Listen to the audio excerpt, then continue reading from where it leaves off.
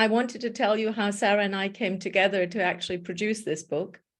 We started a slow art project in 2022, where one of us sent a poem in a letter and the other one responded with a poem, taking one line from the original poem.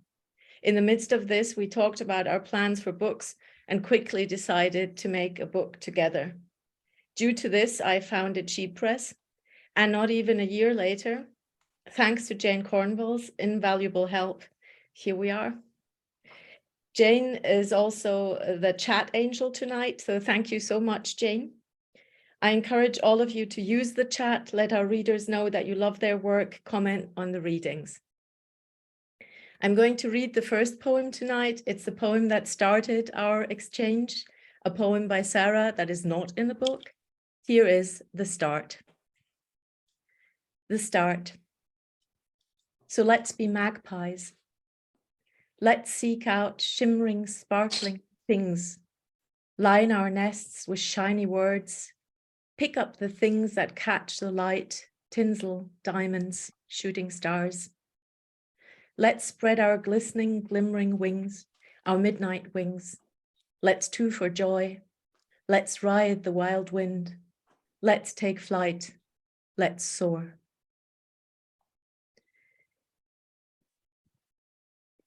And now I'm so happy to introduce Sarah Connor, who will be reading a few poems from the Crow Gods.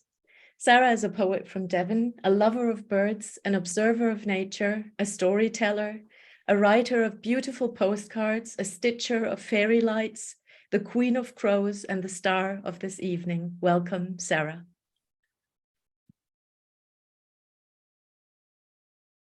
Thank you, Anya. It has been an absolute joy working with you on this. Thank you. And thank you to Jane Cornwall, who made it look so utterly beautiful. I'm absolutely thrilled with it. And it's amazing to have so many of you here. I started a poetry blog in 2014, and the first person I followed, I think, was Jane Doherty. And through her, I met Meryl, who's here, and Damien, who is reading tonight. And through Meryl, I found Divas, which I think is how I found Kim. And through Damien, I got into Twitter, which is how I found Matt and Rhona and Wendy and Anya herself and Tanya. And it's just this kind of beautiful network of people, which is really lovely. But the thing that is making me nervous is that there are people that I know in real life here. And it feels like my little poetry world and my real life world have kind of clashed together. And that is really, it feels quite exposing when people, you know, kind of, I wanted everybody to buy the book, but I wasn't sure I wanted people to read it. But anyhow, also, my mum and dad are here. Could you just give them a little clap? Because my mum's in hospital and my dad and my brother have gone in with a kind of laptop so that she can listen to this. And that's, you know, that's a big thing. So thank you for that. And Mum, get better. We need you at home. Right, so I'm really nervous. I'm going to start with The Crow Gods, which is the poem that gave the book its name. And yeah, it's probably the hardest poem in it, actually, for me. So I'm going to do it and get it out of the way. The Crow Gods. First, I gave my hair, because the gods are like crows. My eyebrows and my lashes, I gave them too. I gave my right breast for the crow gods to claw and squabble over with their cruel talons. My ovaries, great strips of skin I gave to numbness, 3 toenails, and the feeling in my fingertips. I gave my left breast to be burnt The crow gods love the smell of burning fat. My hair grew back. I gave them that again. A thumbnail.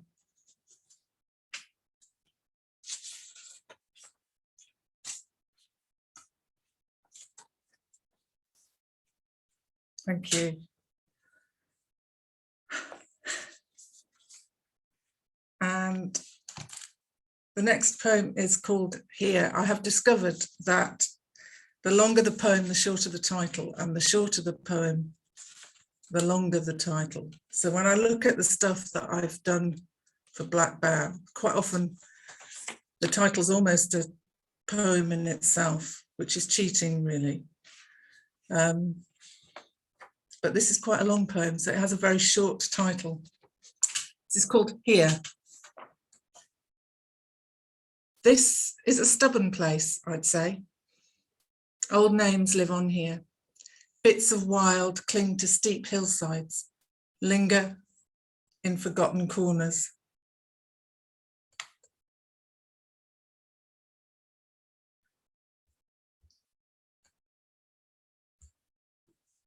Three nights ago, we saw a hare lollying along the ridges in the maize field. I wonder what she thinks of our machines, our lines. We carve the landscape, make divisions, demarcations. Up on the hill, the farm name holds the memory of a sacred grove. Scrabbled, scruffy stands of ash and oak are still held sacred, never cut. Our hedgerows are all tangled sanctuaries, blackthorn, hazel, haw, small creatures hiding, homing there. Last night, an owl swooped silent across Nick and Jenny's field, clipping the long grass almost.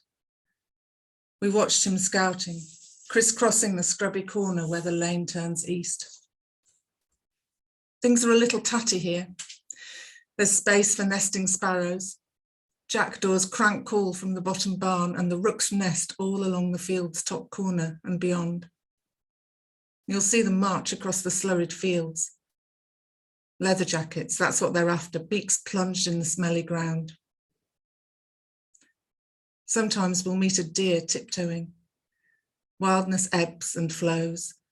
A field left fallow, a field ploughed, an old hedge lost to trees, a lane forgetting it was ever paved. We make accommodations here. We let the nettles grow. The brambles fling their skinny arms out. We are not too fussy. Well, we can't afford to be. You turn your back round here and the wild slips back, whispering old stories, old secrets, trailing old scents, remembering.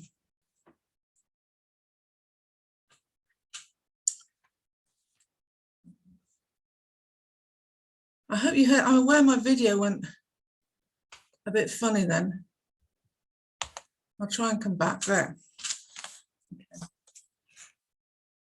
And this is the swimmer.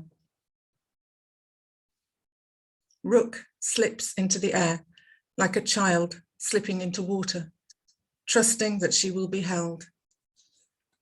A current carries her, or at least she rides the current and rises circling into the cold sky. It's that first dip I love, that drop, halted by outstretched wings, fall interrupted. So brave to trust the emptiness.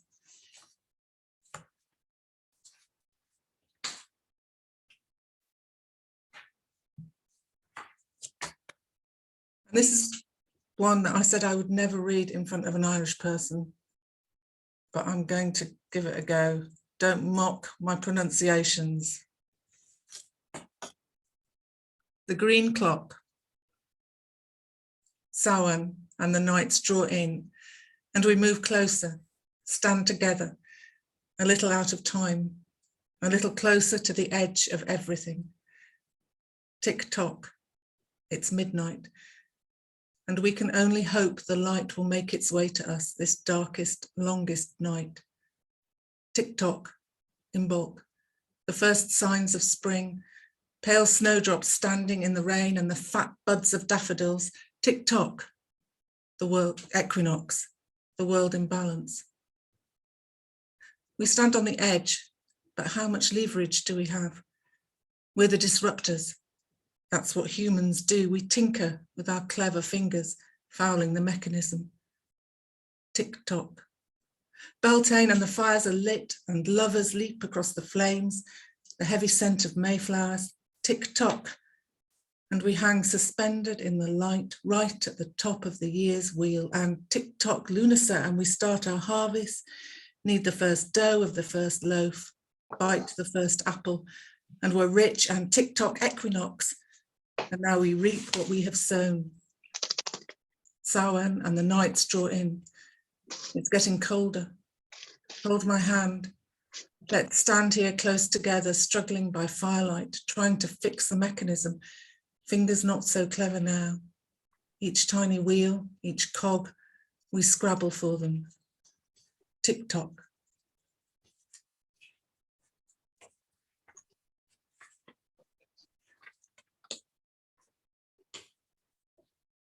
And that was my first batch. So it's back to Anya. Wonderful, Sarah. This is a gentle reminder to everyone, please mute yourself so that we don't have any interference when somebody's reading. That would be lovely. And we're coming to our first guest this evening, and our first guest this evening is Rhona Greene. She's a poet and writer from Ireland. Rhona is a great supporter of all things poetry on Twitter, a warm-hearted fairy friend, a celebrator of seasons, an amazing poetry book photographer, and Fleur's devoted human. Welcome, Rhona. Oh, thank you so much. That's a lovely introduction. And huge congratulations, Sarah, on this absolutely beautiful, beautiful collection of poems. And it's to me and to She Press for bringing it into this world. And I just want to say that this book is a gift. It's got such a tender wisdom in it. That something that struck me was the poem Oak, about we all are plunged into darkness at times. And Sarah imparts so tenderly in this book through her own experience, and some people never have to go through such terrible things, but that life is a mixture, and we're all on this journey, and to appreciate the kernels of the beautiful things in life, our families, nature, and the crow gods particularly. So I'm so happy to be here to read your beautiful poem, which I understand is a memory of a little time in Ireland when your child was very young. And so I'm delighted to read this poem for you. My son is teaching me to make a fire. Right here, where the little waves lick and lap at the stones, like kittens' tongues. His hands are defter than I'd realized, piling up twigs and leaving space so that the wind can whisper things to life, and he can call sparks from a stone and nurture them until the flames are kittens' tongues themselves, licking and lapping. And my next poem is one that I wrote for Sarah for her gorgeous Advent calendar back in 2021, and it's called Secret Code. On a sparkled night such as this, time shines through prisms of crowded stars. Somewhere, a little window frames the vast, cruel winter's eternal night. On the sill, a solitary candle soft glows gold halo, beacon bright. Faint hope glimmers a gentle thrill from far away yonder. Light spills. Tiny flame passes through danger, dark ages of time, from wanderer to wanderer, from their hands to your hands, from yours to mine, from hand to bone, to star, to dust-sprinkled shadows, desolate hearts. Memory attunes to distant chimes, long gone prayers, long gone times, remembered in flicker, rekindled in spark, secret code, pulsing the dark, bleak, bleak, bright, bleak, bleak, bright, here, safe haven, see the light. And my next poem is The Sky Road Home, and I just thought it fitted in because of all the beautiful flights and birds in your gorgeous collection. The Sky Road Home. Walked up the long gone avenue to my old gone long ago school. Found myself there, under the chestnut tree, behind the bicycle shed. Rusty skeletal remains, fallen horse, chestnut brown, time forgotten, deep buried relics. Resurrected a little russet red, conquer headbanger girl. Whose child is this? Wheezed the unsettled breeze that rattled and shook the shivering leaves, still clinging to an imperceptible line of invisible trees, uncast at last from their long, dark shadows. She's mine, I exclaimed, and reclaimed myself. Light as a feather unfalling to bird, we took the sky road home together, feather after feather. And the last poem I'll read is Shiny Distant Thing. And those two poems are in beautiful editions from Black Bough. Shiny Distant Thing. Wings singe glow transparent in dipping gold. Light is leaving. A silhouette in solitary flight, far from this catastrophic labyrinth of gloom. Soft comes the crash of night, music melancholy, blue. Waves receding, murmur a vow of silence. Mare tranquillitatis. Hush, hush, hush. After comes rain like petals, sacramental, light. Then comes morning, dovetailing dark, infinite deep, and shadow-dazzled bright, breaking fast any commitment to sorrow, resistance to flow. Anointed, ocean holy, ascend through blossoming trees, to sky-high altar sacred blue, and wish upon a fish high leaping to catch a shiny distant thing, star-shaped, moon-blessed, then dance. Thank you.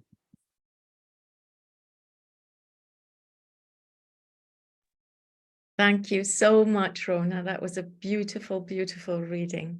Thank you. Our second guest tonight is Damien B. Donnelly. Damien needs no introduction because there's one in the chat anywhere, because that's just how we roll. He's a gifted poet and producer. He gave us a gorgeous blurb for this book. And he's also fabulous, and like all our guests, now you know why we invited you, ridiculously handsome. Welcome, Damien.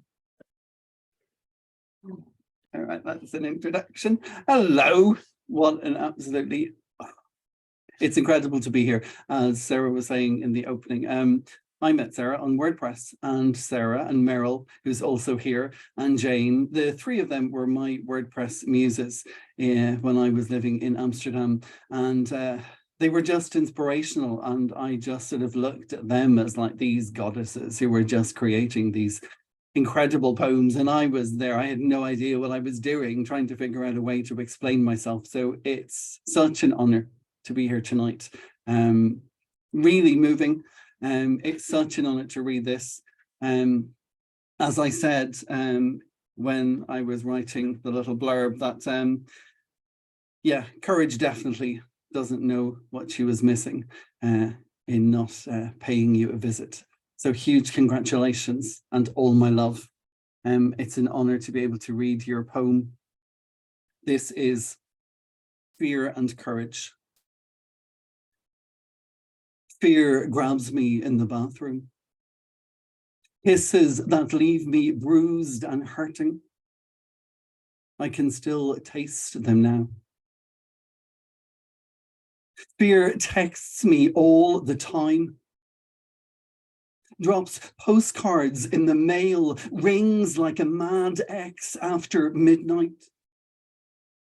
Won't stop calling me.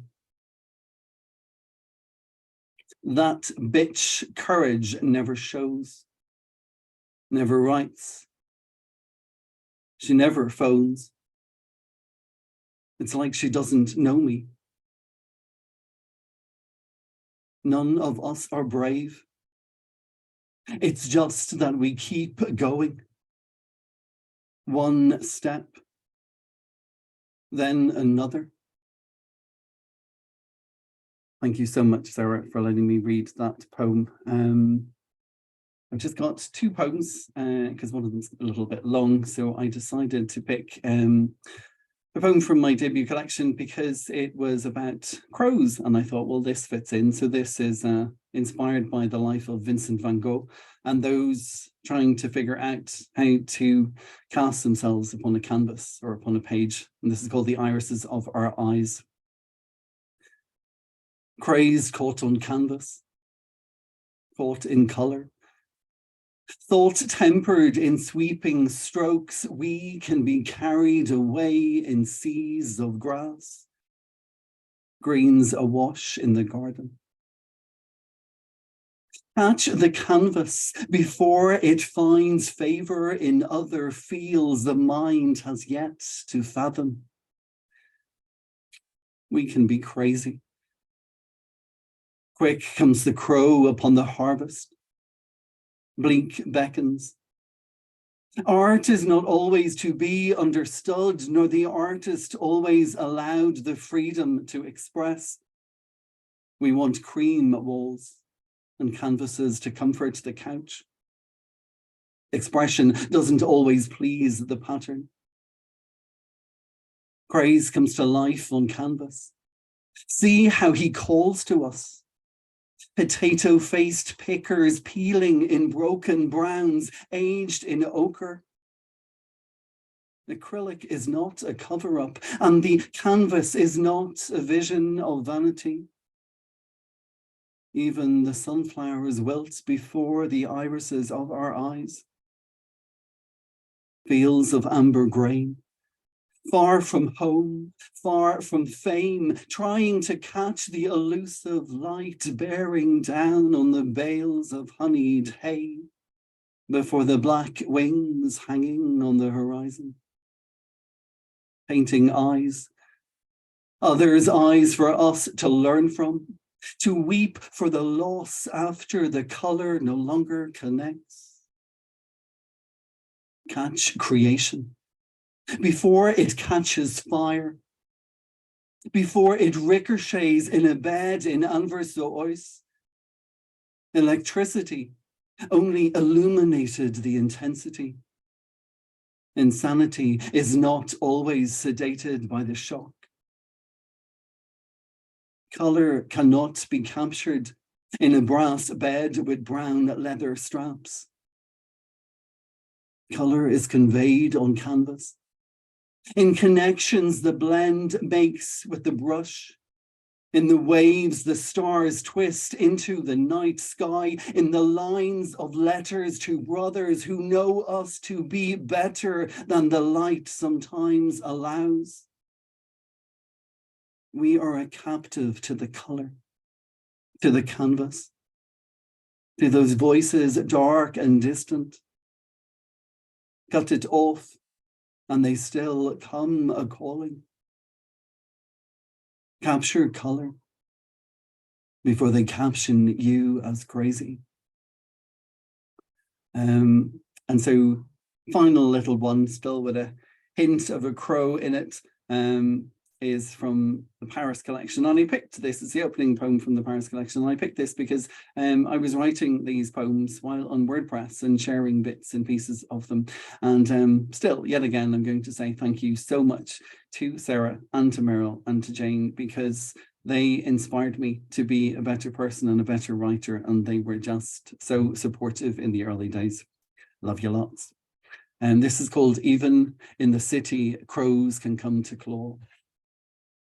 On Monday, a muse-filled Monday, a sky blue clarity carries, unlike the water in a single river, from sea back to source. The pace is steady, still stepping up on that spiral, but memory is mischievous, twists past a door long since shut, on a turret staircase by a temple, where our terrace tittered on timbers. And I wonder if the sunflowers I painted on its walls of other people's smoke stains are still visible under the time that's grown over it. A consideration here today, after Van Gogh, after all the running from the reverb of those shots and the call of the crows that tried too hard to claw at that dream, I sketched once beyond those walls. Thank you, everyone, and have a wonderful evening, and congratulations, Sarah. Thank you so much, Damie. Gorgeous reading. And now it's Sarah's turn again, and Sarah will read a few more poems, but also tell us a little more about the cover of this book. The floor is yours.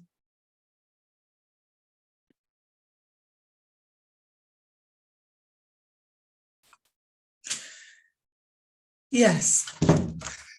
Oh. I think Ozzy's got my copy upstairs, actually.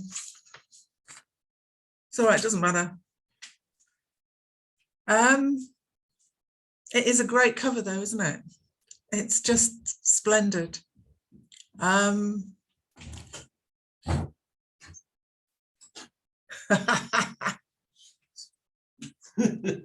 Just to prove we're in the same building, the same house. When Anya and I were talking about this, she suggested the name. Anya's very good at names. I'm rubbish at titles, you'll have gathered, but Anya is excellent at titles. And a really good friend of ours, Mike Bryson, was doing a lot of art at the time. And I thought, I bet he's done a crow. And I contacted him and said, have you done any crows? And he said, no, but I quite fancy doing one. And he sent me this through a couple of days later. When you look at it, it probably is no surprise to hear that Mike in his youth was in a kind of cult punk band called Bogshed, because this is a crow that has a real punk attitude. And the lovely Jane Cornwell did a mock-up of the cover, which kind of inspired both me and Anya to think, oh, this might actually happen. And I was able to send that through to Mike, and he just sent back this one word, strong.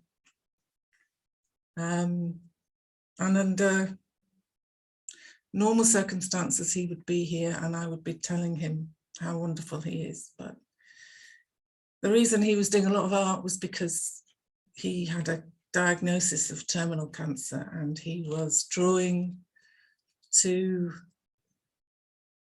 take his mind off things, I guess. It was his occupational therapy. He was a professional artist. In fact, I was thinking about this today, and when he started doing caricatures, my husband commissioned him to do a birthday card for me, and I think that was his first commission. So we go back a long way. And really sadly, he died back in November.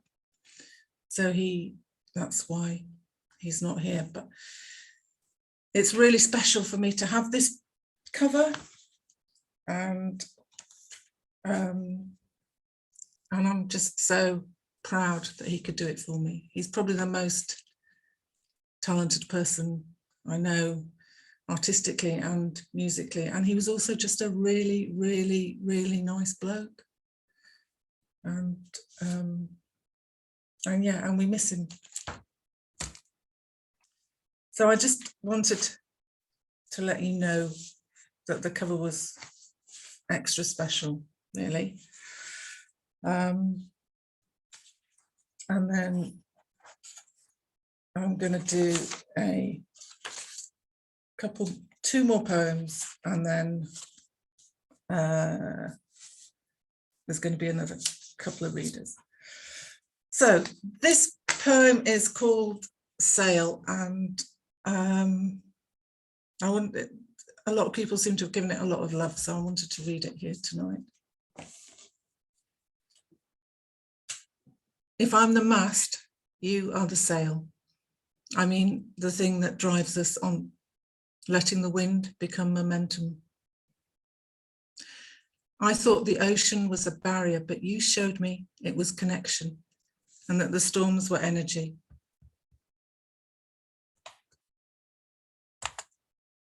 But then again, I've held you, tied you to all these things you love, kept you from flying off too far, losing too much. This is the power we have together, to make purpose out of fear and chaos, to keep moving.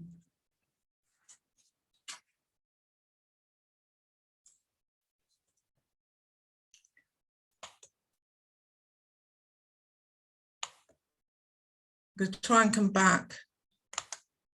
Right. This poem is called Being Human. This being human is all about telling stories. It's traveling in a twisting caravan across the desert, depending on each other for flour, for water, for a soft red blanket, for bandages and apricots.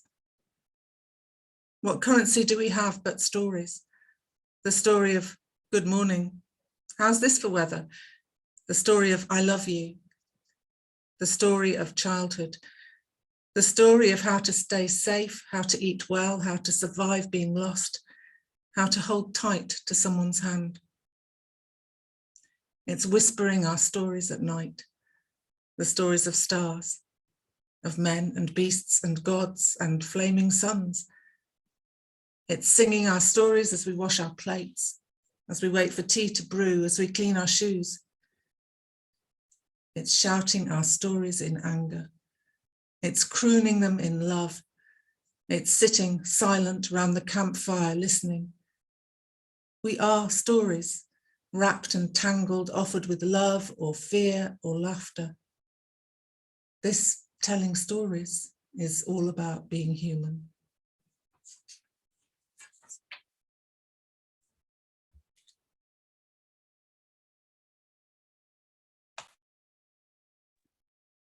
Thank you, Sarah. Our next guest is Tanya Shadrick. Tanya and Sarah met because of Tanya's gorgeous book, The Cure for Sleep, and the Substack community that Tanya created around it. She is a listener, a writer, a mentor, a documentarian, a warm breeze in human form, and gave us the gift of a wonderful blurb for this book. Welcome, Tanya. Hello, can you hear me? Can you hear me, Anya? Yeah. Thank you so much for asking me to be here tonight and to listen to everybody's readings, and to see Sarah being celebrated is really special. So I first met Sarah actually as a prose writer, as one of the earliest members of my online project linked to the book, The Cure for Sleep. And of course, when I set that project up, I didn't know if anybody would respond. So it was terrifying. And for Sarah to come and start writing her really soulful stories made it all worthwhile, made me braver than I would have been otherwise. So, but then when you sent this wonderful collection through, that was astonishing, because she's a magnet. For those of you who don't know Sarah's prose writing, it's, you know, I'm a prose writer and she's really good. She's the real thing. And then to realize she was a poet, which is something I've never been able to do, that was a different kind of excitement. So yeah, and it's very moving that the poem you've chosen for me to share with everybody tonight, given that Sarah's parents are listening, because this has Sarah's mother in it. So I will try and do the poem justice. As far as we'll go. It's the middle of spring and my mother is turning into a bird. I'm a little afraid that the wind up here will blow her away, but she's smiling. This is as far as we'll go. The bench, the view. The kids are roaming, aimless, crushing the grass that's studded with stitchwort and daisies. And we walked here through cloud after cloud of blackthorn and bees, but this is as far as we'll go. We're high up here, and sunshine in April is always a blessing. Lift up your face. The sea is so blue, and the waves are alive, and everything's humming and singing and fluttering, but this is as far as we'll go. And that's a beautiful poem, and moving to me because I come from the same place as Sarah and her family. So I'm from North Devon, and my mum still lives there. She's just moved to Bude on the North Cornish coast. And so all of Sarah's poems set there are special to me, but this one in particular, because yeah, this is the kind of thing I do with my mum when I'm home. So beautiful. Did you want me to read something as well? Is that right?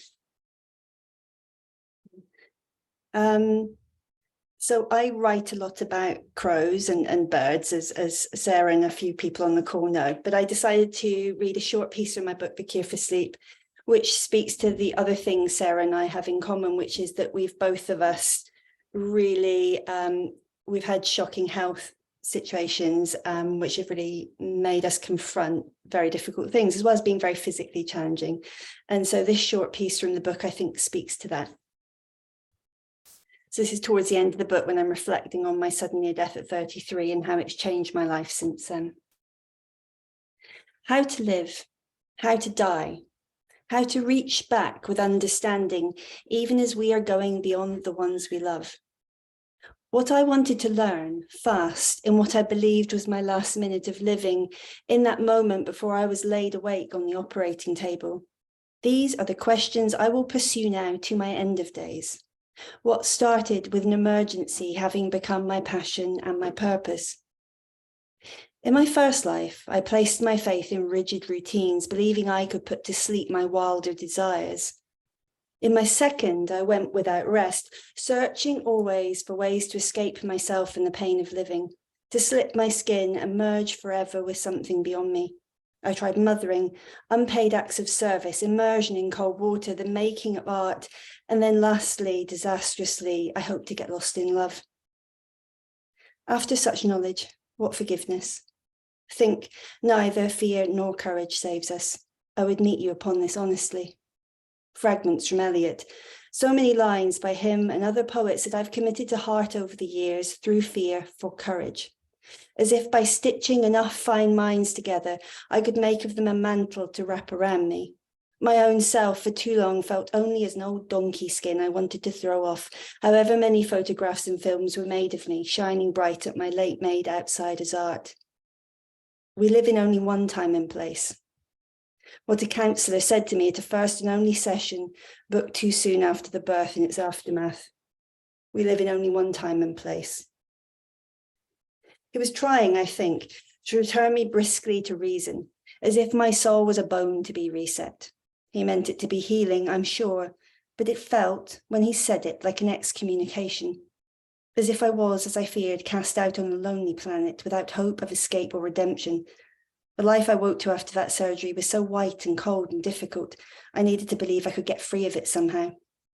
And yes, we do only have one life. So far as science and our registers of births and deaths go, it is lived in places, to clock time or the sun in its seasons, and we live in bodies with economic and political forces bearing down on us always. No amount of self-sacrifice or selfishness lifts us completely clear. We are not in this world ever really free spirits, but to keep living in it. Sometimes we have to see our worst hurts as little deaths and believe in our ability to be reborn by them. And I feel that all of Sarah's work is an absolute celebration of that. She has faced up to truly difficult realities, and yet her work and her words keep coming back and keep lifting her and others. So that's what I thought I would share tonight. Thank you. Thank you so much for this beautiful reading, Tanya. Thank you for being here. Our next guest is Wendy Jordan. Wendy is a wonderful reader. Please check out her podcast in the chat. A lover of snazzy socks and dungarees. And like me, she's a dog and boy mum whose gorgeous pictures of Glasgow always make me homesick. Welcome, Wendy. Thank you, Anya. It's absolutely lovely to be here. Like you, I met Sarah through Twitter, and I've had the huge honour of reading her poetry, both out loud and just for my own pleasure for years. So to be here is incredible, and to hold this in my hand is incredible, and to be invited is incredible. So a couple of months ago, it snowed. And I had a big vase of pink roses sitting in front of the window. And I did what I always do. I was looking out at the snow. It was really thick, fluffy snow. And I was looking for a poem that went with it. And I found Louis MacNeice's poem called Snow. Very imaginative, Louis MacNeice. And I read that. And because I read that, Sarah asked me to read her response to it. So tonight I'm going to start with Snow by Louis MacNeice, and then I'm going to read Sarah's response, which is much better, really. But first, Snow by Louis MacNeice. Snow. The room was suddenly rich, and the great bay window was spawning snow and pink roses against it, soundlessly collateral and incompatible. World is suddener than we fancy it. World is crazier and more of it than we think. Incorrigibly plural. I peel and portion a tangerine and spit the pips and feel the drunkenness of things being various. And the fire flames with a bubbling sound, for world is more spiteful and gay than one supposes. On the tongue, on the eyes, on the ears, in the palms of one's hands, there is more than glass between the snow and the huge roses. And I am very glad that this is the poem that Sarah asked me to read, because I've read the other poems in this and I wouldn't be able to make it through them without crying. So this is The Stunning Roses by Sarah Connor. Roses, a response to Snow by Louis MacNeice. You came in and suddenly the room was full of roses, as if you were the tipping point that made it all make sense. Inside, trapped warmth, rich scent, and all those roses crawling up the walls, across the curtains, and the glass vase swelling on the wooden table. One petal on the shiny surface, fallen. Outside, winter, all lines and angles, wood cut. The world turns an analogue, infinitesimal, but we see the moment when the load shifts. World is evolution. I'm struggling here. This room too soft and fragrant. I could sink, but there is something urgent out there beyond the glass. Thank you so much, Sarah, for allowing me to be here tonight. It's been an honor. Congratulations.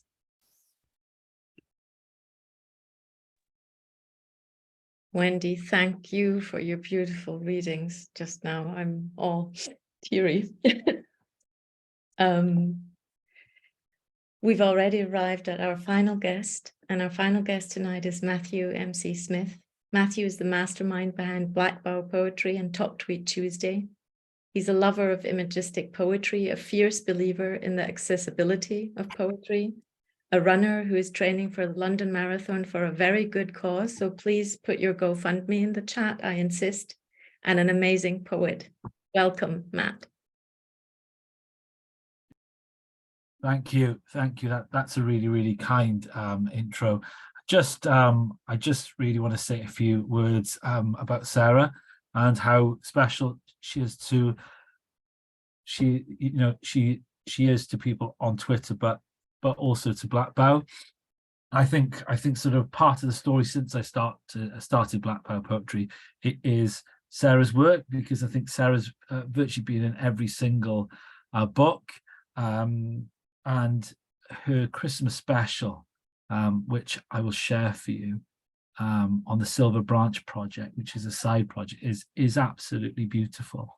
I'm actually going to read a poem from that feature, and I will share it for you because it is absolutely stunning poetry.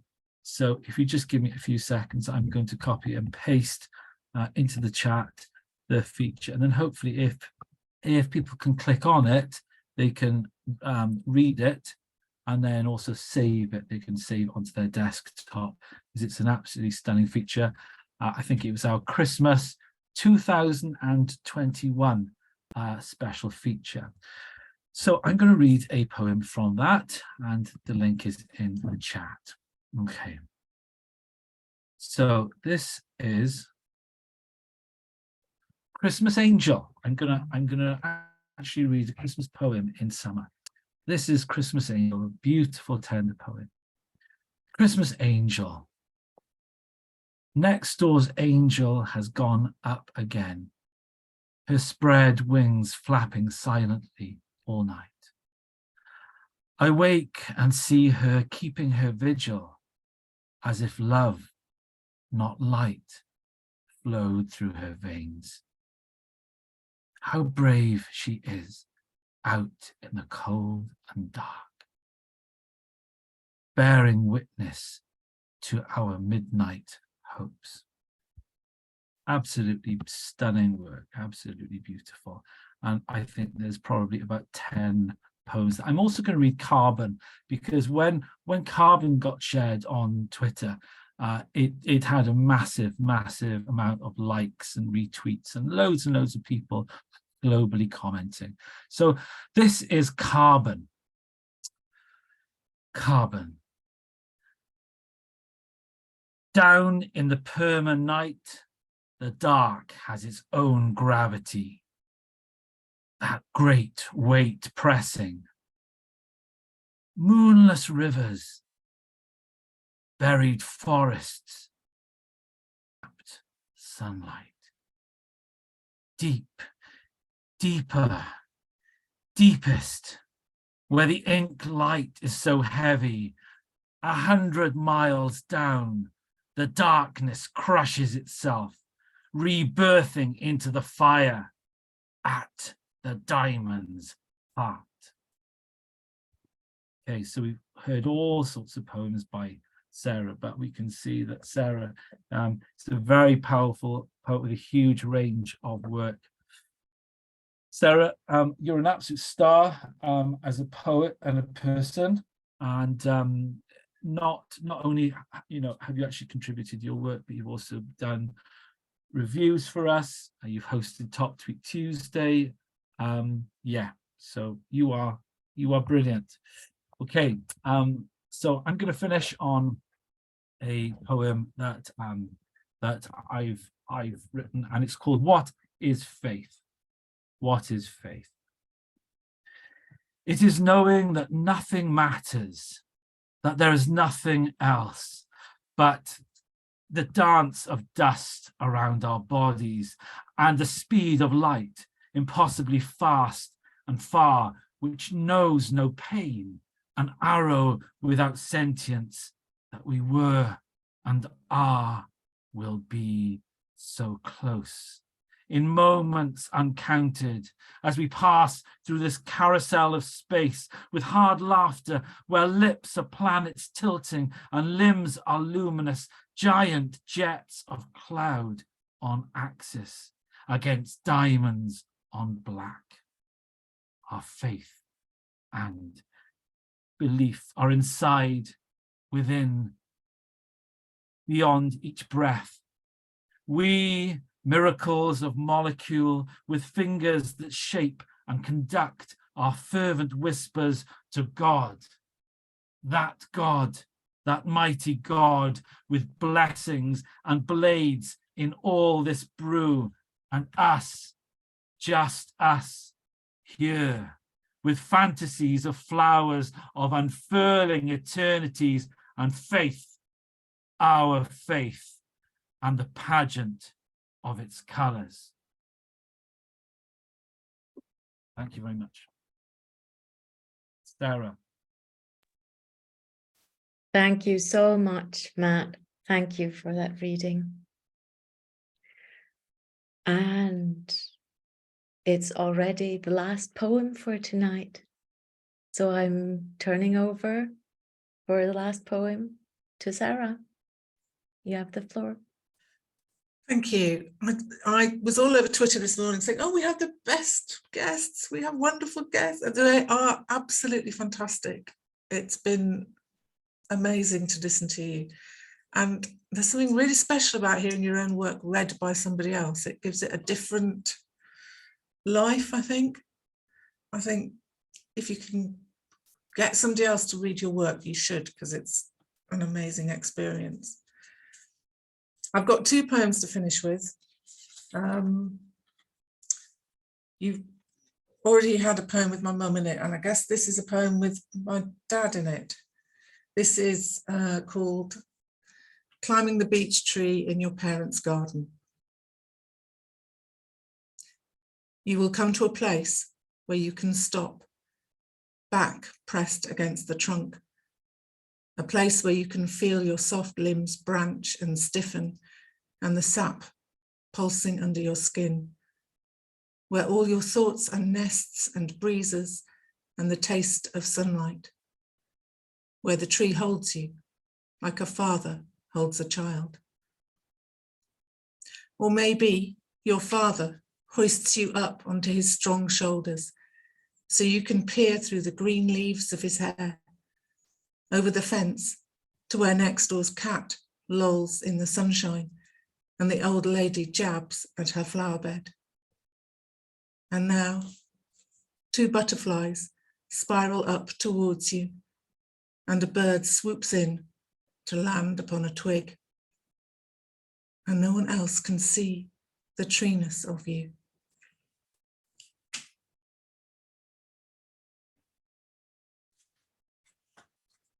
And this is the last poem. It's called Driving Home. It's the last poem in the book, and I think it's a good ending. Driving home. This road connects us and divides us, and I drive it like I'm on a quest. I drive it like I'm cutting through a hedge of thorns, or like I'm climbing up a mountain made of glass.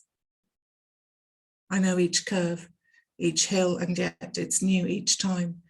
And I forget this bend, this climb. I hate the lorries that crawl so slowly and the tractors I get stuck behind. Because I'm driving like I'm crossing a great sea of ice or creeping through a forest made of sound and shadows. And this road divides us and connects us so that I love it and I hate it, waiting for that moment coming over the hill when I see the moor carved across the sky and the tree that bends away from the west wind and the rook on the wire. And I'm home.